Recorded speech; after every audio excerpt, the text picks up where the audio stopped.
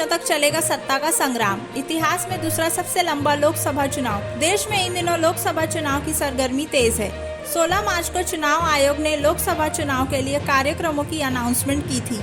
19 अप्रैल से 1 जून के बीच देश में 7 चरण में लोकसभा चुनाव होने हैं। देश के चुनावी इतिहास का ये दूसरा सबसे लंबा चुनाव है। 19 अप्रैल से शुरू हो रही मतदान की प्रक्रिया 1 जून तक चलेगी। इस तरह से मतदान कराने में कुल 44 दिन का समय लगेगा। पहले चुनाव में लगे थे 4 महीने। 1951-52 के दौरान चुनाव प्रक्रिया में कुल 120 दिन लगे थे। हिमाचल प्रदेश की चीनी तहसील के मतदाताओं ने देश में सबसे पहले 25 अक्टूबर 1951 को वोट किया था। देश के बाकी मतदाताओं ने जनवरी-फरवरी 1952 में मतदान किया।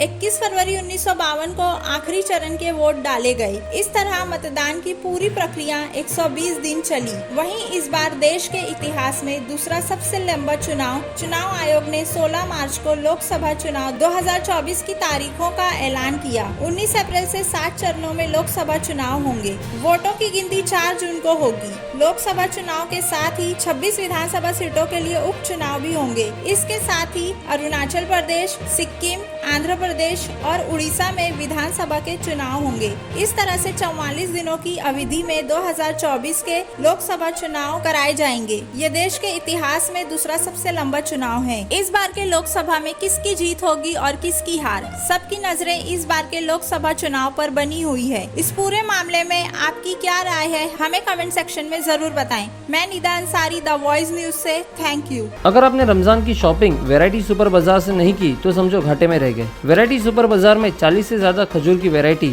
Frozen item, dessert, sausages, juice and crush, ये सभी आपको मिलेंगे डिस्काउंटेड रेट पर।